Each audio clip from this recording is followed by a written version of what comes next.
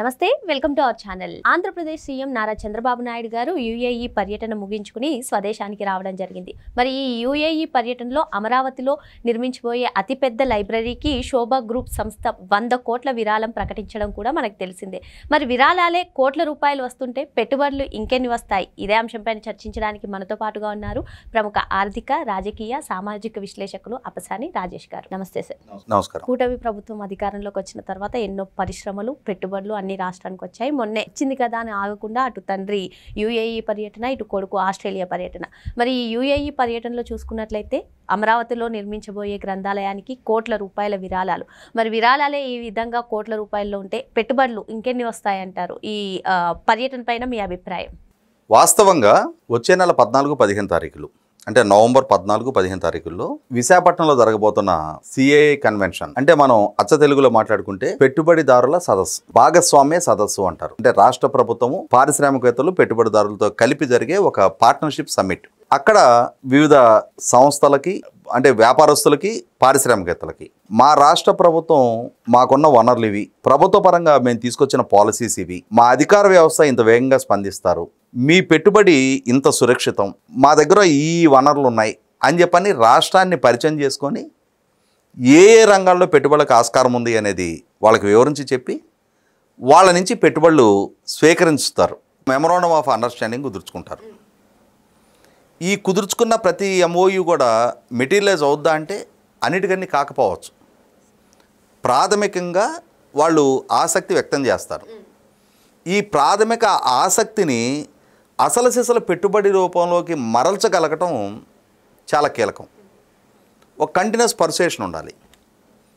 మరి మొట్టమొదటగా ఆ కన్వెన్షన్కి ఆసక్తి వ్యక్తం చేసే పారిశ్రామికవేత్తలను రప్పించాలి.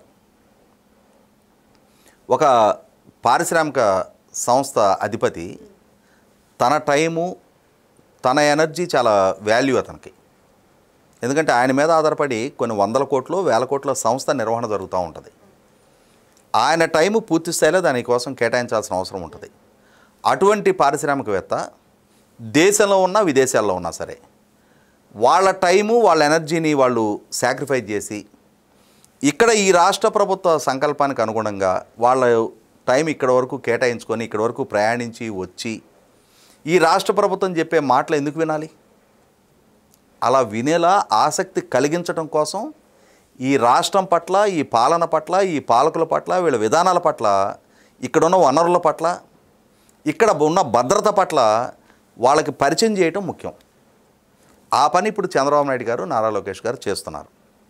వీళ్ళకి అనుగుణంగానే, వీళ్ళకి అనుబంధంగానే వీళ్ళ మంత్రివర్గంలో ఉన్న కొండపల్లి శ్రీనివాస్ గారు దావోసు, స్విట్జర్లాండ్ లాంటి, జూరిచ్ లాంటి ప్రాంతాల్లో ఆయన వివరించి చెప్తా ఉన్నారు. మున్సిపల్ అడ్మినిస్ట్రేషన్ మినిస్టరు, పరిశ్రమల శాఖ మంత్రి బీసీ జనార్దన్ రెడ్డి గారు, నారాయణ గారు వాళ్ళు కూడా దక్షిణ కొరియా లాంటి దేశాల్లో పర్యటిస్తూ ఉన్నారు. గతంలో చంద్రబాబు నాయుడు గారు సింగపూర్ లాంటి దేశంలో పర్యటించొచ్చారు. అలాగే లోకేష్ గారు కూడా యూకేలో పర్యటించొచ్చారు. ఇప్పుడు చంద్రబాబు నాయుడు గారు యూఏఈలో పర్యటిస్తూ ఉన్నారు, పర్యటించొచ్చారు నిన్న. అలాగే లోకేష్ గారు ఆస్ట్రేలియాలో పర్యటించి వస్తూ ఉన్నారు.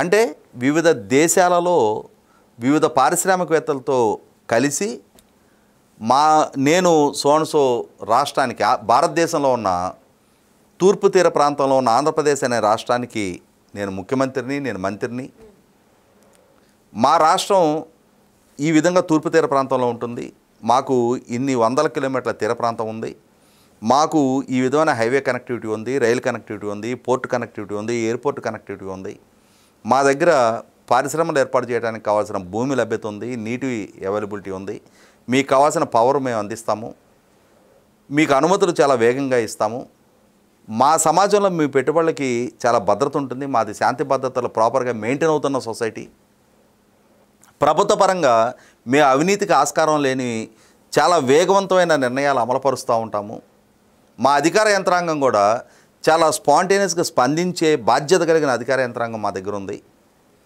అదే సందర్భంలో మీరు పెట్టే పెట్టుబడికి మా ప్రభుత్వ పరంగా మేము చేయగలిగే సహకారం ఇది, మీకు వీలైనంత సరసమైన ధరకి మీకు భూమి కేటాయింపు చేస్తాము, వేగంగా కేటాయింపు చేస్తాము అని చెప్పని రాష్ట్ర పాలసీస్ని, రాష్ట్ర ప్రభుత్వాన్ని, రాష్ట్రంలో ఉన్న వనరులని, వీటన్నిటికి తోడు మా దగ్గర ఇవాళ మా యువత వివిధ దేశాల్లో, వివిధ రాష్ట్రాల్లో, వివిధ ప్రాంతాల్లో అద్భుతాలు సృష్టిస్తూ ఉన్నారు. మా రాష్ట్రానికి మేము పాలకులుగా వచ్చిన ఈ 16 నెలల కాలంలో ఈ సంస్థలు వాళ్ళ ఆసక్తి వ్యక్తం చేస్తూ మాతో ఒప్పందాలు కుదుర్చుకున్నారు. మా ప్రభుత్వ పరంగా వాళ్ళ ఆసక్తికి తగిన విధంగా మేము ఫెసిలిటేషన్ చేసేసాం. ఇన్ని లక్షల మందికి ఉపాధి కల్పించే పెట్టుబడులు మా రాష్ట్రానికి ఆల్రెడీ వచ్చాయి అని చెప్పని రాష్ట్రాన్ని ప్రమోట్ చేస్తూ ఉన్నారు. రాష్ట్ర బ్రాండింగ్ని ప్రమోట్ చేస్తూ ఉన్నారు. మీరు మా దేశానికి రండి, మీ ఆసక్తి వ్యక్తం చేసే మీ ప్రతిపాదనతో మీ రాష్ట్రానికి వస్తే అక్కడ నుంచి మీ ప్రతిపాదన మా సొంతంగా భావించి మా సొంత దానికి ఎంత శ్రద్ధగా, ఎంత వేగంగా అనుమతులు ఇచ్చుకుంటామో అంత శ్రద్ధగా, అంత వేగంగా, అంత పారదర్శకంగా మీకు కూడా అనుమతులు ఇస్తాము అని చెప్పని తమ పాలనని, తమ విధానాలని పరిచయం చేసుకుంటూ ఉన్నారు. ఇది చాలా కీలకం. కారణం ఏంటి అంటే విభజన జరిగిన రాష్ట్రం మనది. దక్షిణాదిలో ఈరోజు వచ్చిన వార్తలు చూసాం. ఇవాళ దేశం కల్లా దక్షిణాది కుటుంబాల అప్పుల్లో కూరుకుపోతూ ఉన్నాయి. అటువంటి దక్షిణాదిలో కూడా ఉభయ తెలుగు రాష్ట్రాలు ఆ కుటుంబాల మీద, తెలుగు రాష్ట్రాల్లో ఉన్న కుటుంబాల మీద మరింత అప్పుల భారం ఉంది. అంటే అప్పు చేసి పప్పు కూడి తింటున్నారా అంటే కాకపోవచ్చు. పిల్లలను చదివించుకోవటానికి, ఆ చదువుకున్న పిల్లలు మెరుగైన భవిష్యత్తును అందుకోవటానికి, తమ ఆర్థిక స్తోమత సహకరించుకున్న అప్పు తెచ్చైనా సరే పిల్లలను చదివించే కుటుంబాలు చాలా ఉన్నాయి. ఏదో ఒక రూపంగా అప్పుల పాలవుతూ ఉన్నాయి. దక్షిణాదిలో మిగిలిన రాష్ట్రాలతో కంపేర్ చేస్తే పర్ క్యాపిటల్ ఇన్కమ్ పరంగా రాష్ట్రం తక్కువలో ఉంది. కొనుగోలు శక్తి పరంగా రాష్ట్ర జనాభా మన చుట్టూ ఉన్న ఇరుగు పొరుగు రాష్ట్రాలు తెలంగాణ, తమిళనాడు, కర్ణాటకతో పోల్చి చూసినప్పుడు మనం తక్కువలో ఉన్నాం. గ్రామీణ నేపథ్యం, వ్యవసాయాధారిత రాష్ట్రం, పారిశ్రామికీకరణ పెద్దగా లేదు. కానీ చదువుకుంటున్న లక్షలాది యువత ఉన్నారు. వాళ్ళు ఉపాధి పొందాలి అని అంటే అయితే పక్క రాష్ట్రాలకో లేదా పక్క దేశాలకో వలస వెళ్ళిపోవాల్సి వస్తుంది. అలా పని చేయగలిగే ఏజ్లో ఉన్న యువత మొత్తం వలసలు వెళ్ళిపోతూ ఉంటే గ్రామీణ ప్రాంతాల్లో, కుటుంబాల్లో, పట్టణ ప్రాంతాల్లో అయినా గ్రామీణ ప్రాంతాల్లో అయినా పెద్దలే మిగులుతూ ఉంటున్నారు. అలా ఈ వలసల ప్రక్రియ ఇదే విధంగా కొనసాగిన పక్షంలో మనకంటూ సొంత వనరులు సృష్టించుకొని మన దగ్గర ఉపాధి అవకాశాలు కనుక పెంచుకొని పోతే ఎండ్ ఆఫ్ ది డే రాష్ట్రం వృద్ధుల రాష్ట్రంగా మిగిలిపోవడానికి ఆస్కారం ఉంటుంది. ఎప్పుడో రాజీవ్ గాంధీ గారు ప్రధానమంత్రిగా ఉండగా కోల్కతా సిటీని ఉద్దేశించి ఆయన డయింగ్ సిటీ అని చెప్పని ఒక రిమార్క్ పాస్ చేశారు. అంటే కోల్కతాలో స్థానిక ఉపాధి అవకాశాలు లేక యువత మొత్తం మైగ్రేట్ అవుతూ ఉంటుంటే అక్కడున్న రాజకీయ పరిస్థితుల నేపథ్యంలో పారిశ్రామికతలు, పెట్టుబడిదారులు అక్కడ పెట్టుబడులు పెట్టక, అంటే ఆ రోజుల్లో కమ్యూనిస్టు పరిపాలన కొనసాగుతున్న సందర్భంలో ఆయన వ్యాఖ్యలు చేశారు. కానీ ఇవాళ ఆంధ్రప్రదేశ్ రాష్ట్రంలో గ్రామీణ ప్రాంతాల్లోకి వెళ్తే ఈ కులం లేదు, ఆ కులం లేదు, ఈ వృత్తి లేదు, ఆ వృత్తి లేదు. ప్రతి వృత్తిదారుడు, ప్రతి కులం కూడా పిల్లల్ని చదివించుకుంటూ ఉన్నారు. చదువుకున్న పిల్లలు గ్రామీణ ప్రాంతాల్లో స్థిరపడటానికి సిద్ధపడరు. ఆ తల్లిదండ్రులు కూడా మా పిల్లలు మాలాగానే ఈ గ్రామీణ ప్రాంతాల్లో ఉండాలని కోరుకోవట్లా. మా పిల్లలు మాకన్నా మెరుగైన జీవన ప్రమాణాలు అందుకోవాలి అని వాళ్ళు ఆకాంక్షిస్తూ ఉన్నారు. దానికోసం తాము అప్పుల పాలైనా, తాము కష్టనష్టాలు ఎదుర్కొన్నా మా బిడ్డలకి మాకన్నా మెరుగైన భవిష్యత్తు ఇవ్వాలి అని తిప్పలపడతా ఉన్నారు. మరి అటువంటప్పుడు అటువంటి వలసలు నివారించడం కోసం, గ్రామీణ ప్రాంతాలు వృద్ధుల శరణాలయాలుగా మారకుండా ఉండటం కోసం ఖచ్చితంగా పారిశ్రామిక పెట్టుబడులు రప్పించాలి. ఎక్కడికక్కడ స్థానిక ఉపాధి అవకాశాలు పెంచాలి. అలా పెంచని పక్షంలో రాష్ట్రం బాగుంటుంది, భవిష్యత్తు తరాలు బాగుంటాయి. ఇవాళ ఆ లక్ష్యం సాధించే క్రమంలోనే మాకు గనక మీరు అధికారం ఇస్తే 20 లక్షల ఉద్యోగాలు కల్పిస్తామని ఒక వాగ్దానం చేశారు. మరి 20 లక్షల ఉద్యోగాలు కల్పించాలి అని అంటే కనీసం 30-40 లక్షల కోట్ల పెట్టుబడులు రప్పించాలి. మరి అన్ని పెట్టుబడులు రప్పించాలి అని అంటే రాష్ట్రాన్ని ఇతోధికంగా బ్రాండింగ్ చేయాలి. కాబట్టే పారదర్శకమైన పాలకులుగా మా ఘనతలు ఇవి, మీకు మేము సహకరించడానికి సిద్ధంగా ఉన్నాము అని చెప్పని చిత్తశుద్ధితో, అంకిత భావంతో రాష్ట్రం పట్ల, రాష్ట్ర ప్రజల పట్ల, రాష్ట్ర యువత భవిష్యత్తు పట్ల ఏ పాలకులైతే స్పందిస్తూ ఉంటారో ఆ దిశగా కృషి చేస్తూ ఉంటారో అటువంటి వాళ్ళకి ఒక గుడ్ విల్ ఎస్టాబ్లిష్ అవుద్ది. అలా ఎస్టాబ్లిష్ అయిన క్రమంలోనే శోభా గ్రూప్ లాంటి వాళ్ళు ఆ పాలకుల చిత్తశుద్ధి పట్ల వాళ్ళ వైపు నుంచి కూడా వాళ్ళ స్పందన వ్యక్తం చేస్తూ వాళ్ళ స్పందనని వీళ్ళకి సానుకూలంగా స్పందిస్తూ మీ చిత్తశుద్ధి పట్ల మేము కూడా ఇన్స్పైర్ అవుతూ ఉన్నాం, మా కార్పొరేట్ సోషల్ రెస్పాన్సిబిలిటీ ఫండ్స్ నుంచి మీకు ఒక 100 కోట్లు ఇస్తూ ఉన్నాం, కొత్తగా నిర్మాణం చేసుకుంటున్న మీ రాజధానిలో ఒక లైబ్రరీ, అధునాతన లైబ్రరీ నిర్మాణానికి మేము సహకరిస్తామని చెప్పని 100 కోట్ల రూపాయలు విరాళం ఇస్తూ ఉన్నారు. ఇవాళ ఒక అధునాతన లైబ్రరీ సమకూరుతుంది. కానీ లక్షలాది మందికి ఉపాధి కల్పన సాధించాలి అని అంటే ఇందాక మనం చెప్పుకున్నట్టుగానే ఇవాళ దేశ విదేశాల్లో రాష్ట్రాన్ని ప్రమోట్ చేయాలి. ఇవాళ భారతదేశంలో పెట్టుబడి పెట్టాలి అని ఆలోచించే ఏ పారిశ్రామికవేత్త అయినా పెట్టుబడిదారుడైనా అతని అల్టిమేట్ డెస్టినీ ఆంధ్రప్రదేశ్ రాష్ట్రం కావాలి అని చెప్పని వచ్చే నెలలో జరగబోయే నవంబర్ 14-15 తారీఖు జరగబోయే సిఏఏ కన్వెన్షన్ అనేది రాష్ట్ర భవిష్యత్తు దృష్ట్యా, రాష్ట్ర యువత భవిష్యత్తు దృష్ట్యా ఒక గేమ్ చేంజర్గా మారబోతుంది అనేది వాస్తవం.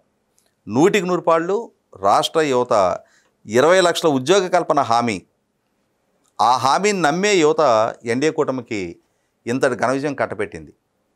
మరి ఆ వాగ్దానాన్ని నెరవేర్చుకునే దిశగా ప్రభుత్వం ప్రయత్నం చేస్తూ ఉంది. దానికి అనుగుణంగానే పారిశ్రామిక వర్గాలు కూడా స్పందిస్తూ ఉన్నాయి. రేపు నవంబర్ 14-15 తారీఖుల్లో మరిన్ని ప్రకటనలు, ఒక రకంగా ఇప్పటికీ మొన్న గూగుల్ డేటా సెంటర్ ప్రకటన విశాఖపట్నాన్ని ప్రపంచవ్యాప్తంగా చర్చనీయాంశం చేసింది. కానీ రేపు జరగబోయే సిఏఏ కన్వెన్షన్ అనేది భారతదేశంలో ఉన్న మిగిలిన రాష్ట్రాలు అలాగే మిగిలిన దేశాలు కూడా ఆంధ్రప్రదేశ్ రాష్ట్రాన్ని ఒక రోల్ మోడల్గా తీసుకోవటానికి తగిన భూమికని రేపు జరగబోయే సిఏఏ కన్వెన్షన్ ద్వారా రాష్ట్ర ప్రభుత్వం సిద్ధం చేస్తుందనేది వాస్తవం. సార్, సిఏఏ సమ్మిట్ ఎంత ఇంపార్టెంటో మీరు చెప్తున్నారు సార్. దీని గురించే ఎస్పెషల్గా చంద్రబాబు నాయుడు గారు కానివ్వండి, లోకేష్ గారు కానివ్వండి విదేశీ పర్యటన చేస్తున్నారు. ఆ విదేశీ పర్యటనల పైన కూడా ఇది ఒక జల్సాల పర్యటన అంటూ రాష్ట్రంలో ప్రతిపక్షమైన వైసీపీ చేస్తున్నటువంటి విమర్శలపైన మీ అభిప్రాయం ఏంటి సార్? అంటే మనకి ఒక సామెత ఉంది, కోతి కోతి నువ్వు ఎందుకు పుట్టావే అంటే చక్కగా ఉన్నాళ్ళని చూసి ఎక్కిరించడానికి అందంట. అలాగే 5 సంవత్సరాలు పాలకుడిగా జగన్మోహన్ రెడ్డి గారి పాలనా తీరు, ఆ పార్టీ వాళ్ళు ఎంచుకున్న విధానాలు, రాష్ట్ర యువత పట్ల వాళ్ళు ఎంత బాధ్యతగా వ్యవహరించారనే దాని పట్ల ఒక అనుభవం ప్రజలకి స్పష్టంగా వాళ్ళకి కలిగింది. కాబట్టే 150 స్థానాల నుంచి వైసీపీ పార్టీని 11 స్థానాలకు పరిమితం చేశారు. అయినా సరే మా విధానాలు మార్చుకోం, మేము ఇదే విధమైన సంకుచితపు విమర్శలకే కట్టుబడి ఉంటాము అని చెప్పనే వైఖరి వైసీపీ ప్రదర్శించినంతకాలం వాళ్ళ పార్టీని వాళ్ళే, కేసీఆర్ గారు చెప్తుంటారు కదా, 100 అడుగుల లోతున గుంట తీసి బొందబెట్టాలి అని చెప్పని, ఆ క్రమంలో వైసీపీ పార్టీని వాళ్ళకు వాళ్ళే బొందబెట్టుకుంటా ఉన్నారు. మరో అంశంతో మళ్ళీ కలుద్దాం. Thank you sir.